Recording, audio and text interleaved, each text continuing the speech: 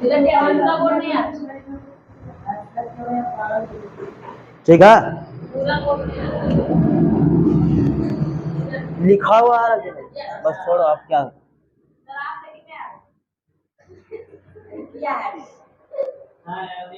ठीक। चलो चलते हैं। क्या है ना कि क्लास 10th का कौन सा सब्जेक्ट पढ़ रहे हैं? बायोलॉजी। बायोलॉजी का चैप्टर 1 का कुछ कुछ पार्ट्स हम लोग कर चुके हैं ना, लेकिन एकाएक आज वीडियो बनाने का मन कर दिया, चलो कर देते हैं। आज अमीबा का पोर्शन पढ़ लेते हैं इसमें, ठीक है। अमीबा क्या है, जिस प्रकार से थोड़ा सा इसको पीछे करके रिमाइंड करके चलते हैं। पोषण 3 टाइप का होता है। पहला पोषण का क्या नाम है? प्राणी संपोषण और परजीवी पोषण और मृतजीवी पोषण, ये 3 टाइप का पोषण होता है। तो प्राणी संपोषण के अंतर्गत इसको पढ़ना होता है। प्राणी संपोषण के अमीबा जो है वो प्राणी संपोषण ही होता है, और इसको पढ़ने के बाद हम लोग फिर अपना जंतु के बारे में धीरे धीरे चर्चा करेंगे, है कि नहीं। जंतु का जो पोषण होता है उसमें से मनुष्य का मुख्य रूप से पढ़ना है कि नहीं। कुत्ता बिलाट तो मतलब है नहीं, उस सबसे क्या लेना देना, हम लोग को पढ़ना अपने आदमी के बारे में। लेकिन इसके बाद फिलहाल हम लोग चर्चा करेंगे अमीबा का। अमीबा भी हम लोग की तरह क्या है, प्राणी संपोषण। बात समझ में आ रही है? ये किस प्रकार का पोषण है? प्राणी संपोषण है। इसको समभोजी भी कहते हैं। क्या कहते हैं? समभोजी, या इसको होलोजोइक कहते हैं। क्या कहते हैं? होलोजोइक। यह एक सेल का होता है। क्या एक सेल से सब कुछ किया जा सकता है? क्या एक ही सेल से सब कुछ किया जा सकता है? एक सेल से भी संभव है सभी चीजों को कर लेना, यानी कि खाना खाना, पचाना, और भी जो उसका गति करना, उत्सर्जन करना, सारे क्रिया एक सेल के द्वारा भी किया जा सकता है। इसी प्रकार अमीबा भी एक सेल का ही क्या है, एक सेल का ही जीव है, एक सेल का ही ऑर्गेनिज्म है। अब इसको थोड़ा सा देख लेते हैं, इसकी चेहरा क्या कैसे दिखता है। इसको कहता ना कि किसी टाइप का तुम बना दो, ये क्या हो गया, अमीबा हो गया। अमीबा किसी टाइप का नहीं होता है। अच्छा जेल देखे हो, जेल तुम लोग शायद देखा होगा, जो हाथ में लेकर के कभी इधर कभी उधर करता है बच्चा से, जेल होता है एक छोटा सा, और उसको हाथ में जिधर जिधर ढलान पाएगा उधर वो लुढ़क जाता है। बात समझ आ रही है? उस प्रकार का जेल आप अमीबा को मान सकते हैं। अमीबा भी ठीक उसी टाइप का दिखता है, माने कि इसको तुम किसी प्रकार का बना दो, ये क्या बन जाएगा, अमीबा, क्योंकि इसका कोई अपना रूप है ही नहीं, इसका अपना आकार है ही नहीं। बात समझ में आ रही है? एक लिक्विड टाइप का फॉर्म समझ सकते हो। अब क्या बता दे, उस टाइप का कुछ होता नहीं है जो तुमको हम एक्सप्लेन करके बताएं, लेकिन इतना ही जान लो कि बहुत पतला पानी टाइप का होता है, जो पानी नहीं होता है, लेकिन जिधर मन तिधर वो जा सकता है, जिधर ढलान मिल जाएगा उधर वो घसक जाएगा। बात समझ में आ रही है? वो क्या करता है, अब इस अमीबा के अंतर जो है मेन रूप से जो जो चीज पाया जाएगा वो क्या पाया जाएगा, केंद्रक। क्या मिलेगा, केंद्रक। बीच में केंद्रक होगा। अच्छा केंद्रक सभी जीव में होना है कि नहीं? केंद्रक इंपोर्टेंट ये कोशिकांग होता है, कोशिका का अंग होता है। तो ये एक केंद्रक मिलेगा इसमें। और इसका जो मेन है, जो हम लोग को ज्यादा जरूरी है इसका पढ़ना, वो क्या है, खाद्य रसधानी। इसको खाद्यधानी भी बोलते हैं। बात समझ आ रही है? ये भी हो गया, ये हो गया। अच्छा इसका एक माने नकली पैर होता है। नकली पैर कहने का मतलब, अब जैसे ढलान इसको मिल गया इधर, अब ढलान इधर मिल गया तो क्या करेगा, ये जो ऐसा था ये अपना इधर पैर धीरे धीरे धीरे धीरे ऐसे संभाल लेगा, पैर जो है बढ़ा देता है। इसी को कहते हैं नकली पैर है। ये क्या है, पादाब है। क्या है, पादाब। और इसी को दूसरा नाम में क्या बोलते हैं, इसी का दूसरा नाम है कुटपाद। इसको सूडोपोडिया बोलते हैं। क्या बोलते हैं इंग्लिश में, सूडोपोडिया। अब तू कहेगा कि सर सूडोपोडिया का स्पेलिंग आप पी से शुरू कर दिया, माने कि गलत है।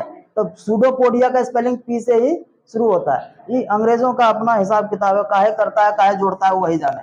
जैसे हॉनेस्ट जो होता है, ऑनेस्ट जो होता है, ऑनेस्ट, ऑनेस्ट में एच साइलेंट होता है, ऑनेस्ट पढ़ाता है। हम लोग इसको अगर समझ बूझ के याद करेंगे तो HONEST मैंने ईमानदारी से पढ़ेंगे तो हॉनेस्ट पढ़ना चाहिए, है कि नहीं? लेकिन उसको हॉनेस्ट पढ़ोगे तो भारत का ही तुमको टीचर या फिर जो जानकार है इंग्लिश का वही तुमको बुड़बक कर देगा। इसीलिए इसको ईमानदारी से क्या पढ़ना है, ऑनेस्ट पढ़ना है भी ईमानदार, है कि नहीं। तो इसी प्रकार हम लोग यहाँ पे ये पी जोड़ता है, अब काहे जोड़ता है वही जाने। तो मेन रूप से ये हम बताना चाह रहे थे कि इसका एक नकली पैर होता है जिसको हम लोग क्या कहते हैं, फुटपाद पादाव। ये नकली पैर से वो चलता है, अब चलेगा क्या, घिसियाता है, इधर से उधर जाएगा। बात समझ आ रही। अब जैसे यहाँ पे है, अगर यहाँ पे कोई भोजन है, यहाँ पे भोजन है, तो भोजन को वो देख, अब कहेगा सर आंख होता है क्या, कोशिका, ये जो ये है क्या बोलते हैं इसको, अमीबा को ना आंख होता है ना पैर होता है। अब बिना आंख कोई भोजन देखेगा कैसे। तो भगवान जब बनाया तो कुछ तो बुद्धि होगा ना, सेंसर लगा हुआ है। क्या लगा हुआ है, सेंसर। जैसे हम लोग को भगवान दे दिया आंख कि तुम भोजन को देखो, देख करके खाओ क्या तुम खा रहे हो, तो उस सबको सेंसर है। कुछ ऐसा है कि वो सूंघ करके फील कर लेता है उसके स्किन से वो, या फिर कुछ ऐसा होता होगा जो जिससे वो फील कर लेता है कि भोजन है। अब भोजन मान लो यहाँ है, तो वो पैर क्या करेगा, ये धीरे धीरे धीरे धीरे धीरे धीरे जेली, ये जेल जैसा धीरे धीरे बढ़ले बढ़ले, जैसे ऐसे ऐसे बढ़ले जाएगा, और ये भी इधर से धीरे धीरे बढ़ले बढ़ले क्या कर देगा, इसको पूरी रूप से घेर लेता है इसको। ये घेर लिया, बात समझ, ये घेर लिया और ये चिपक जाता है फिर वो वापस। बात समझ आ रही, ये चिपक गया और इसके अंदर आ गया तुम्हारा ये भोजन। और ये भोजन क्या करेगा, ये भोजन आगे जाएगा, ये भोजन यहाँ पे ये केंद्रक है, और ये भोजन अब यहाँ एक रसधानी होता है, रसधानी के पास आएगा, रसधानी के पास आएगा, और रसधानी से फिर जाकर के वो मिल जाएगा। खाना का पाचन पूछा जाता है कि अमीबा में भोजन का पाचन कहाँ होता है, रसधानी में होगा, है ना, क्योंकि वहां पे जाता है और वहां पे वो मिल जाता है पूरी तरह से। ये भोजन में मिल गया, क्या बोलते हैं अमीबा में, ये यहाँ पे रसधानी में पूरी तरह से क्या होता है, मिल जाता है, और मिल करके वो धीरे धीरे जो उसका जो भी उसमें होता होगा, जो भी इंपॉर्टेंट है उसके लिए वो ले लिया, और ले लेने के बाद वापस वो क्या करेगा, अब वो छिड़क देता है चारों तरफ। इसका हालांकि हम एक एक करके पूरा डायग्राम बता देंगे, लेकिन फिलहाल एक ओवरव्यू दे दे रहे हैं, और इसको पढ़ करके भी समझा देंगे फिलहाल। लेकिन इसको आप थोड़ा सा एक दो बार कर लीजिएगा, यहाँ पे 2 बार हो जाएगा, थोड़ा ज्यादा समझ में आ जाएगा। अब ये क्या करेगा, भोजन को विसरण कर देता। अब समझ में ये मैंने सवाल है कि ये जो अपने जो इसके अंदर जो मेन लिया, जो इसको खाना के रूप में जो प्राप्त हुआ, जो प्रोटीन मिनरल्स जो हम लोग को प्राप्त होता है, उसी प्रकार इसको कुछ मिला, वो किस रूप में वो देता है, पूरे अंग को, पूरे कोशिकांग को देगा। तो उस विधि को क्या कहते हैं, विसरण। विसरण का मतलब होता है छिड़क देना, छोड़ देना, बाहर कर देना। तो वो विसरण प्रक्रिया से वो भोजन जो है सबको दे देता है, ये अपना जो इम्पोर्टेंट है इसके लिए। अब वो फिर क्या करेगा, यही भोजन जो उसका अपच पदार्थ है, जो खाने जो उसके काम का नहीं है, वो क्या कर देगा, वो उसको बाहर निकाल देगा। उत्सर्जी पदार्थ उसको कहते हैं, जो बाहर निकल गया वो उत्सर्जी हो गया। समझ में आ रहा है। अब इसको थोड़ा सा अगर हम समझा सके तो यहाँ पे देखिएगा, गौर करिएगा। कहता अमीबा कोशिकीय सतह से अंगुली जैसी अस्थायी प्रवर्ध। अस्थायी का क्या सेंस है, अस्थायी का कहना है कि वैसा चीज जो फिक्स नहीं है वो बदल जाएगा समय के साथ तुरंत। जैसे बोले कि जिधर ढलान होगा, अब पानी तुम कहोगे कि फिक्स चलो एक ही एरिया में, तो नहीं ना चलेगा, जिधर ढलान होगा उधर वो घसक जाएगा। पानी और बच्चा एक जैसा होता है, जिधर उसको आसान मिलेगा उधर वो चले जाएगा। आपको संभालना है कि आपको किधर ले जाना है, बच्चा को या पानी को, है कि नहीं। बच्चा को भी छोड़ दीजिएगा खुला तो वो क्या करेगा, जिधर आसान होगा, पढ़ाई में आसान होगा तो पढ़ाई आ जाएगा, बदमाशी में आसान होगा उधर ही चल जाएगा। बात समझे। तो कहता है कि अमीबा कोशिकीय सतह से अंगुली जैसी, अंगुली जैसी कहने का मतलब है ये दिख रहा है अंगुली जैसी है, अंगुली जैसी अस्थायी प्रवर्ध। अस्थायी का मतलब जो फिक्स नहीं है, अस्थायी प्रवर्ध, इसको हम लोग पादाप भी बोलते हैं और फुटपाथ भी बोलते हैं। सवाल पूछता है कि बताओ अमीबा किससे गति करता है, किस अंग से गति करता है, किसकी सहायता से गति करता है, क्या बोलेंगे, फुटपाथ की सहायता से वो गति करता है। ऑब्जेक्टिव में पूछ देता है, सट से मार देना, की सहायता से भोजन ग्रहण करता है। पकड़ेगा किससे, है कि नहीं? या फिर भोजन ग्रहण किससे करेगा? तो पादाप की सहायता से। वो एक बार ही रसधानी सट जाता है नहीं ना, सटेगा तो पैरे ना, पैर से वो पकड़ता है। ग्रहण करना मतलब अपने अंदर ले लेना, पकड़ लेना। बात समझ आ रही? तो भोजन को किससे पकड़ता है? पादाप से पकड़ता है। सवाल पूछा जाएगा अगर आपसे कि बता अमीबा भोजन को पकड़ता किससे या फिर ग्रहण किससे करता है, क्या कहिएगा? पादाप से। गति किससे करता है? पादाप से। बात समझ आ रही है? नेक्स्ट कहता है कि यह प्रवर्ध मतलब वो जो निकला हुआ पैर है ना, वो जो निकला हुआ अंगुली जैसा पैर है, यह प्रवर्ध भोजन के कणों को घेर कर, भोजन के कणों को घेर कर खाद्य रिक्तिका मतलब जहां पे वो खाना है, जो अभी ये जैसे ये खाना यहाँ पे है, तो ये खाना के जगह पर वो एक रिक्त जगह बना लेता है, उसको कहते हैं रिक्तिका। अपना एक क्राइटेरिया इसका, एक जैसे ही भोजन इसमें आ गया तो ये अपना जगह इसका खाली इतना बन गया ना, ये इसका हो गया जगह भोजन का।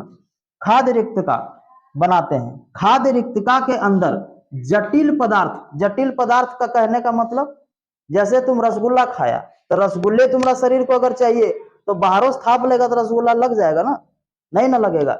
हमको चाहिए कार्बोहाइड्रेट, तो तुम मीठा खाते हो, तुम रसगुल्ला खा लो, चीनी खा लो, रोटी खा लो, चावल खा लो। बस समझा रहे? जो भी चीज तुमको चाहिए उसको तुम वो जटिल चीज में मिला। अब तुम रोटी जो है, अब कहता है कि रोटी खाना तो आटे तुम खा जाओ, या फिर रोटी खाना तो एक रोटी एक बार ही उमच दो, नहीं ना हो सकता। उसको तोड़िए ना, लोग खाएगा कि एक ही बार में पूरे खा जाएगा? तोड़ के ही खाएगा। क्यों तोड़ करके खाएगा? रीजन है क्योंकि उसको आप डायरेक्ट नहीं ले सकते, वो जटिल है, उसको सरल में तोड़ना पड़ेगा। इसीलिए बोलता है कि खाना को चबा करके खाओ। जो एक बार ही हुमच के खा जाता है उसको क्या होता है?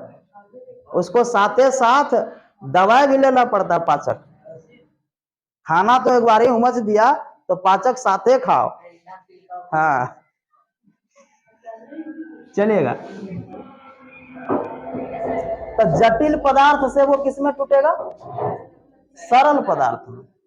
जटिल पदार्थों का विघटन का मतलब टूटना सरल पदार्थों में किया जाता है। और वे कोशिका द्रव्य में, अब एक लाइन छूट गया, तो कोशिका द्रव्य नहीं बताए थे। तो कोशिका देखिए, कोशिका अगर है तो कोशिका के अंदर लिक्विड के रूप में कुछ होगा ना भाई, उसी को हम लोग क्या कहते हैं? कोशिका द्रव्य कहते हैं। कहता है कि कोशिका द्रव्य में विसरित हो जाती है, कहने का सेंस है वो छिट जाता है, मिल जाता है, फैल जाता है कि नहीं, पूरे कोशिका को, पूरे अमीबा को। अब कहता है बचा हुआ अपच पदार्थ, जो खाना, अब जैसे तुम पूरे चीजों को खाया, चलो रसगुल्ले फिर खा लो, है ना, रसगुल्ले तुम खा लिया। अब रसगुल्ला जब खा लिया तो पूरा रसगुल्ला तुम्हारे शरीर को लग गया ना, कि कुछ पदार्थ बच भी जाएगा, बचेगा ना भाई। वो जो बचेगा उसको हम लोग कहते हैं अवशिष्ट पदार्थ, उत्सर्जी पदार्थ। उसको बाहर निकालना पड़ता है, 24 घंटा में कम से कम निकालना पड़ता है कि नहीं? समझ आ रहे? तो बचा हुआ अपच पदार्थ कोशिका की सतह की ओर गति करता है, कोशिका की सतह की ओर गति करेगा, ये अपने आप इधर गति करेगा। कोशिका का सतह, कोशिका किधर है? तो कोशिका का सतह किधर है?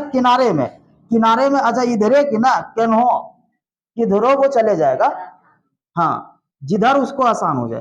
कोशिका की सतह की ओर गति करता है तथा शरीर से बाहर निष्कासित कर दिया जाता है। अब इसी को अगर हम डायग्राम में बताएं करके, तो आप थोड़ा गौर करिएगा, मिटा करके थोड़ा सा।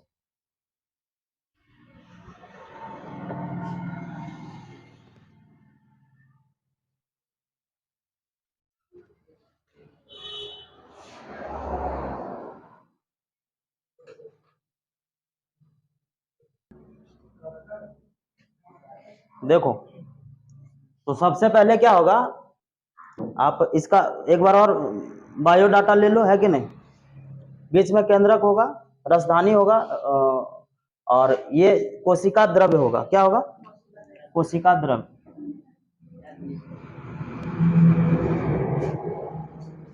कोशिका द्रव्य होगा। द्रव्य का मतलब लिक्विड, हर चीज में पानी होता है ना, पानी कोशिका के अंदर वो पानी है, उसी को क्या कह देंगे, कोशिका द्रव कह देंगे। अब ये कोशिका द्रव होगा। अब हम इसको थोड़ा सा प्रोसेसिंग में लाते हैं। हम क्या किए, भोजन कण यहाँ डाले। भोजन कण जब डालेंगे तो आप गौर करिएगा, ये अपना पादाब को आगे फैलाएगा, है ना, अपना पैर को आगे फैलाएगा। ये पैर को आगे फैलाएगा और वो भोजन को क्या करेगा, अपने अंदर ले लेगा। अपने अंदर ले लिया, अब खाना अंदर आ गया तो वो क्या क्या करेगा, इसमें रसधानी में या फिर खाद्य धानी में नहीं जा रहा है। अब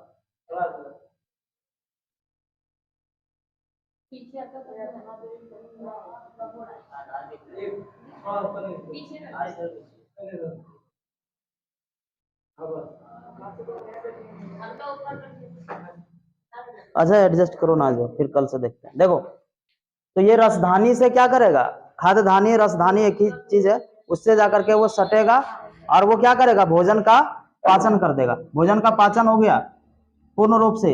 अब जो है उस भोजन से उसको जो मिला वो पूरे शरीर में, वो पूरे अमीबा में क्या करेगा, विसरित कर देगा। क्या करेगा, विसरित कर देगा। अब विसरित कर देगा, अब उसका खाना उसके काम में आ गया। अब वो जो अपच पदार्थ है, जो काम का उसका नहीं है, वो क्या करेगा, किनारे में आकर के वो बाहर निकल जाएगा। अच्छा, न खाने के लिए विशेष अंग होता है और न निकालने के लिए विशेष अंग होता है कि नहीं। तो कहीं से भी ये निकल सकता है या फिर कहीं से भी वो अपने अंदर डाल भी सकता है। जो निकल जाता है उसको क्या कहेंगे, उत्सर्जी पदार्थ। बात समझ में आ गया। अगर इसमें से कोई डाउट है तो बोलिए, फिर आगे बढ़ जाएंगे। नहीं है, चलो फिर।